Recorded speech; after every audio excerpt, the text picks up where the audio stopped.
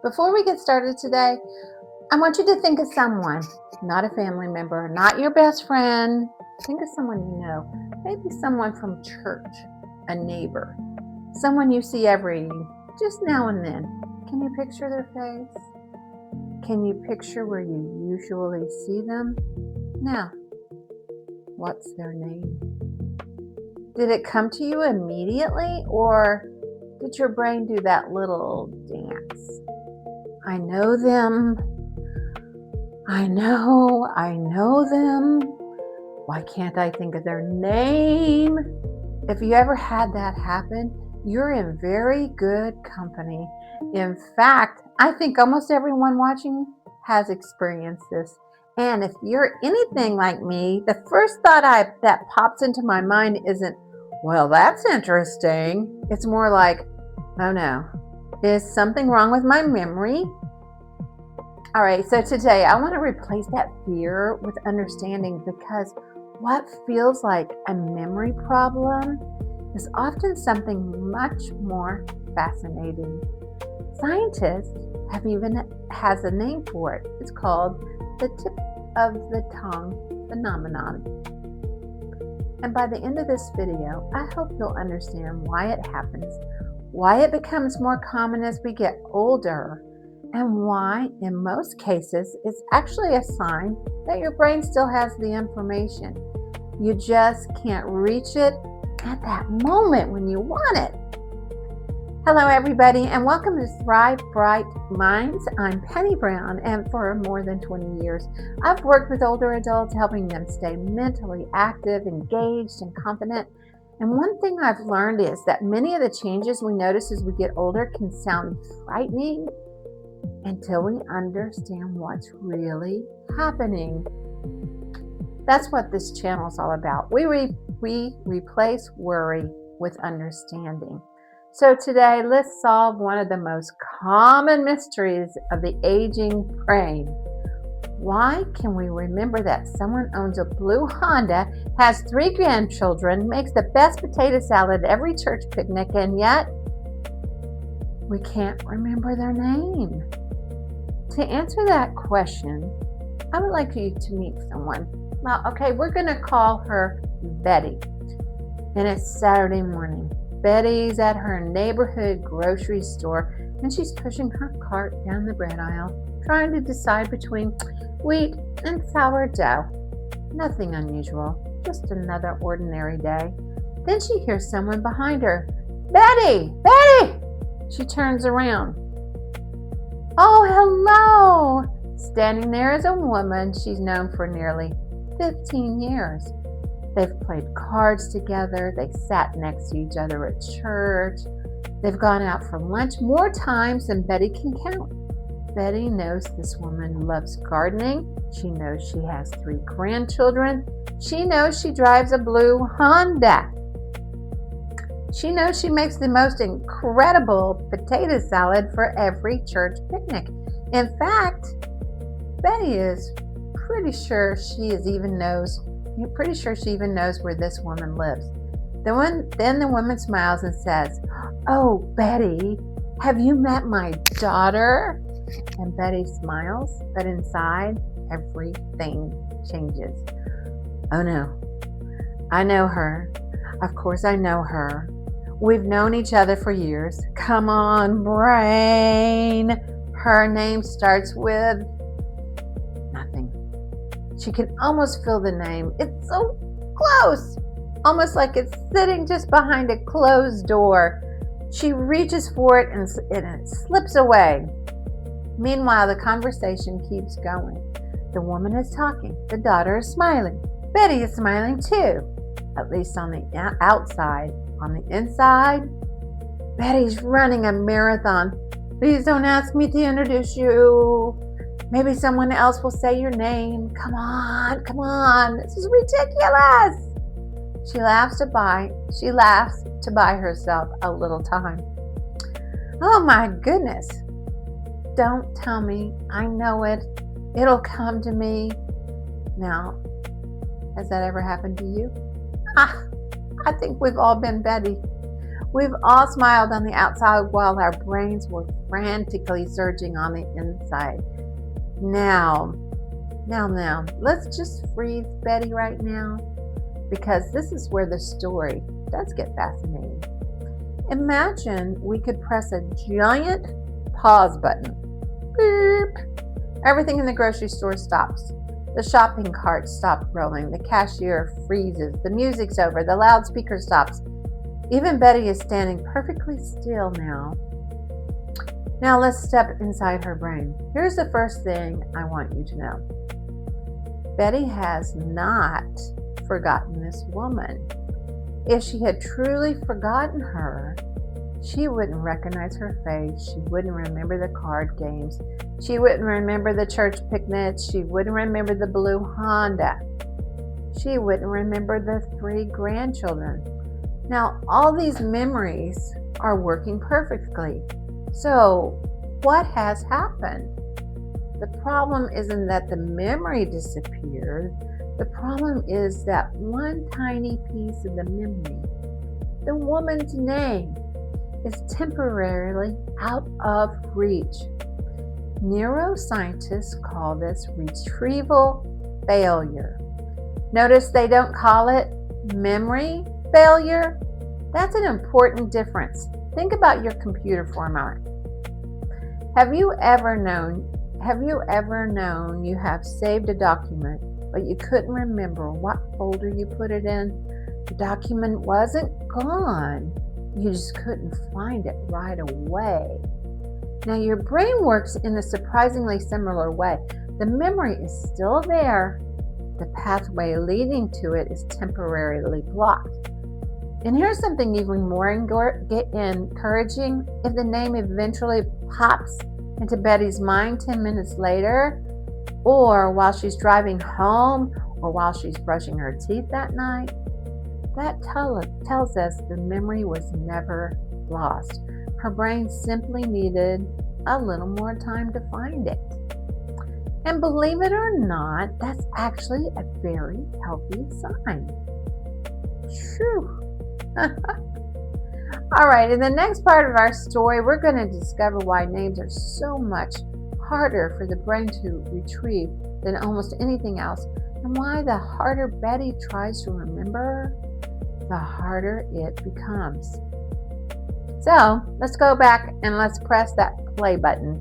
All right, there we go. We pressed it. The grocery store comes back to life. The shopping carts begin rolling. Someone drops a jar in the next aisle. The cashier is laughing with a customer, and Betty is still standing there smiling. She's carrying on a perfectly normal conversation while inside her brain is working overtime.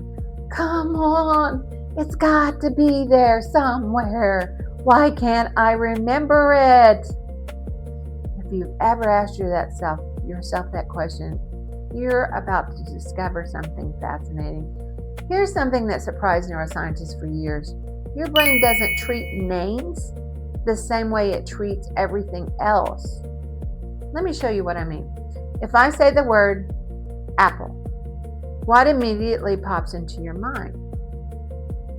You probably picture a round piece of fruit. Maybe it's red, maybe it's green. You almost taste it. You know it's crunchy. You know it grows on trees. You probably even remember making apple pie or caramel apples.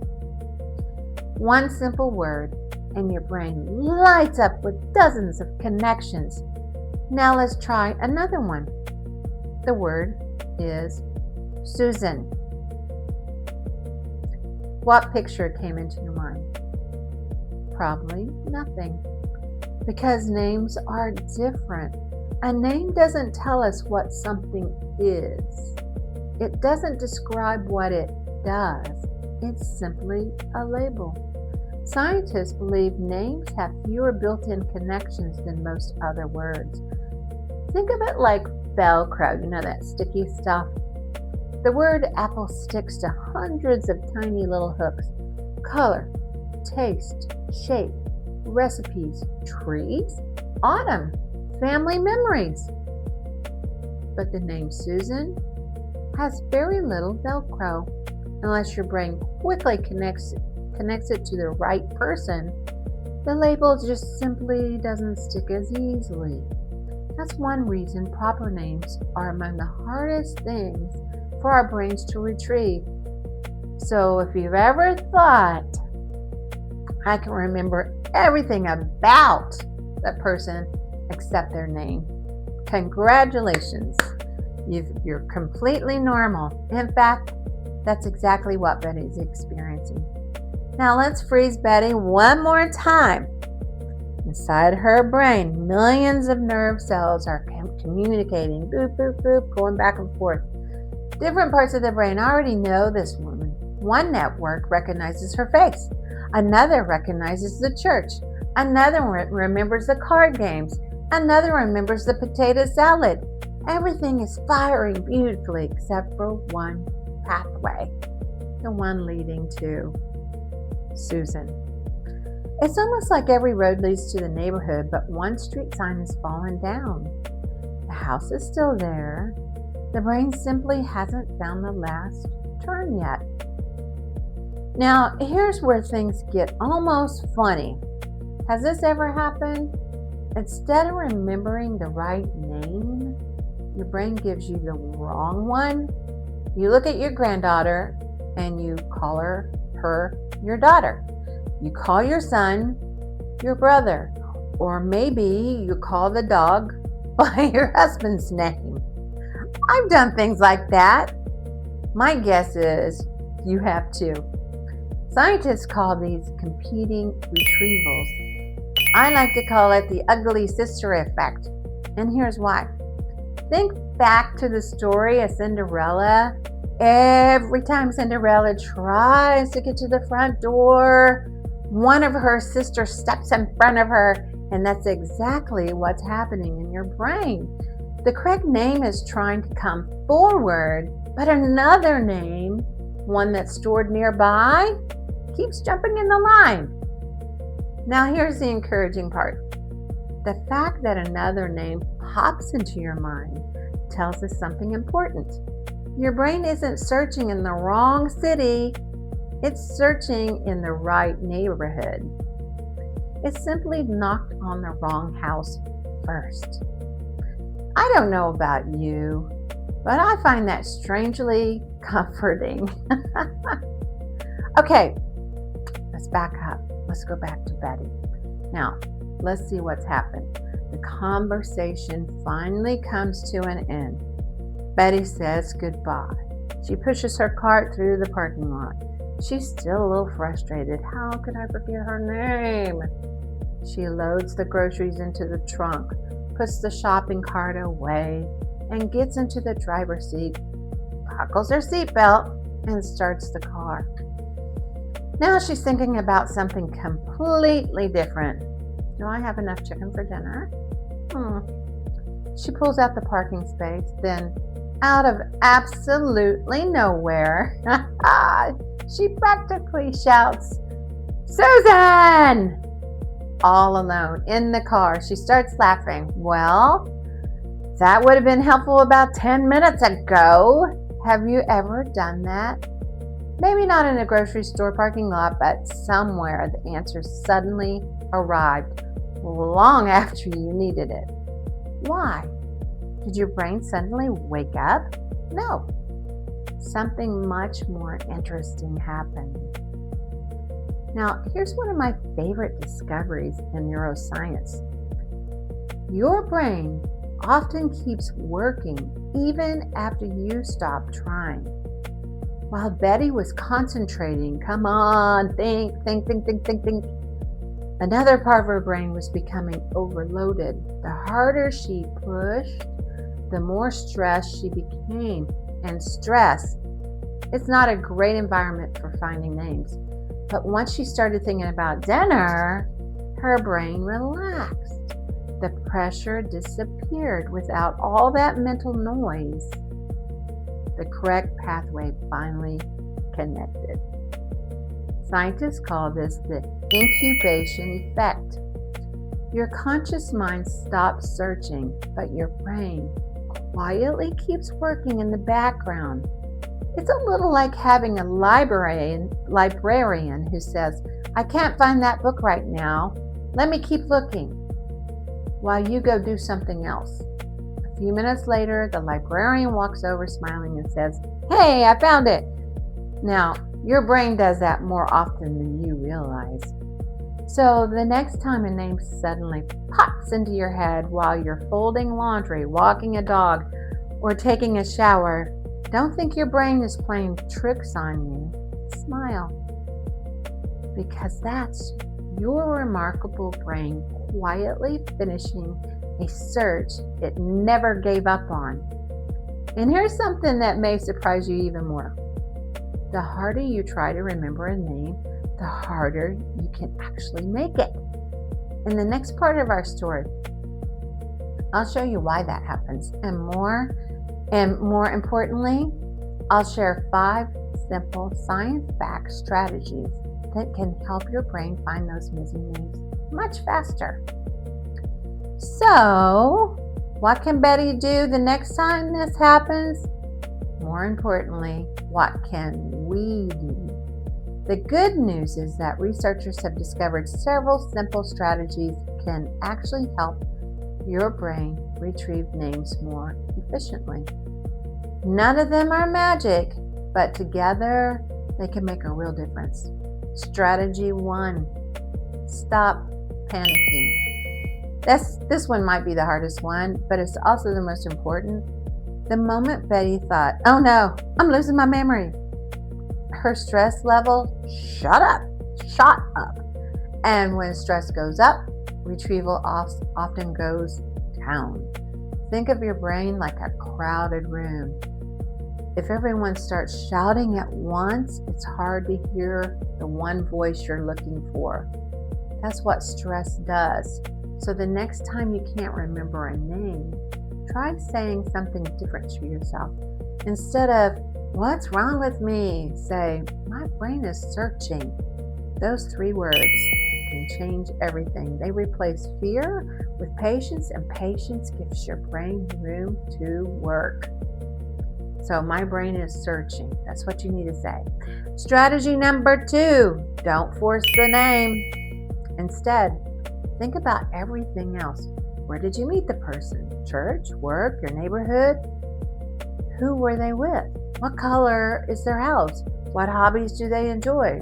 Remember, Betty already knew almost everything about her friend. She simply needed one pathway to reconnect.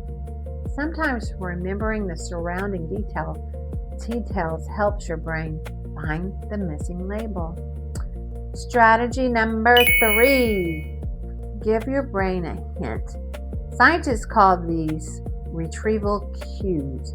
Maybe you remember the first letter. Maybe you remember that the name has 2 syllables. Maybe you know it rhymes with another name. Even a tiny clue can activate the correct pathway. Think about searching for a flashlight in a dark room. One little beam of light often helps you find everything else. Strategy 4, move your body. This one surprises so many people. If you've been sitting, stand up, walk into another room, take a short walk around outside. Movement activates different brain networks. Have you ever remembered something while walking down the hallway? There's a reason. Changing your surrounding often changes the way your brain searches. Maybe that's why Betty remembered Susan's name after she started driving home. The movement wasn't magic. It simply helped her brain shift gears. All right, strategy number 5, walk away. This sounds backwards, but sometimes the fastest way to remember something is to stop trying. We've all experienced it. You're lying in bed, taking a shower, pulling weeds, driving the car, and suddenly, there it is! The answer arrives without being invited. That's the incubation effect. We talked about it earlier. Your brain quietly kept searching, even when you weren't thinking about it. So don't be afraid to tell yourself, I'll come back to this later. Very often it does. Now, I'd like everyone watching to do something with me. The next time you can't remember a name, I don't want you to say, "Oh, I'm getting old." I don't want you to say, "My memory is terrible." Instead, I want you to pause, smile, and say, "My brain is still searching." That one simple sentence can change the way you think about yourself. And that matters because our thoughts affect our confidence, and confidence affects how willing we are to stay socially active. Now, let's just talk about something even more important. Can we make these moments happen less often? Research says yes. One of the best ways is to keep feeding your brain new language. Like, just read books, read newspapers, read biographies, read about places you've never visited, read subjects you've never studied. Every new word, every new idea creates more connections between brain cells. It's like adding more roads to a growing city. The more roads you build, the easier it becomes to reach your destination. Sleep is just as important. While you sleep, your brain is incredibly busy. It clears away metabolic waste, strengthens important memories, and helps maintain the pathways you use every day. Tired brain has a harder time retrieving names. A rested brain is simply a better search engine. Don't overlook conversation either. Talking with friends, joining a book club, volunteering, coming to classes like our classes, all of these challenge your brain to retrieve names, stories, and ideas. Every conversation is exercise for your memory. All right, what about Betty? Let's visit Betty one more time. A few weeks later, she's back at the grocery store. She sees the same woman walking towards her. For a split second, she feels that familiar little flutter. Then she smiles, not because she immediately remembers the name, but because she understands what's happening instead of thinking, "Oh no." She thinks, "My brain is searching." No panic, no embarrassment, just patience. And then, almost effortlessly, "Susan!" This time, the name arrives. Maybe not because Betty suddenly has a younger brain, but because she has a calmer one. We tend to stress ourselves out, don't we? I hope today's video leaves you with one important thought. After 60, your brain isn't becoming empty. It's becoming incredibly full. Think about everything you've experienced, the people you met, the places you've been, the conversations you've had, the lessons you've learned. An 80-year-old brain has spent decades collecting an extraordinarily library of memories. Sometimes finding one name among millions simply takes a little longer. That isn't failure, that's abundance. So the next time you're standing in the grocery store or at church or at a family gathering and someone's name is sitting on the tip of your tongue, remember Betty. Remember that your brain hasn't lost the memory. It's simply taking the scientific route to find it. And sometimes the scenic route leads exactly where you wanted it to go. This week, I'd like to give you a challenge. The next time you experience one of those tip of the tongue moments, don't criticize yourself. Don't apologize. Don't assume the worst. Instead, try one of today's 5 strategies, then come back and tell me what happened. I'd love to hear your story because every story helps someone else realize they're not alone. Thank you so much for spending time with me today.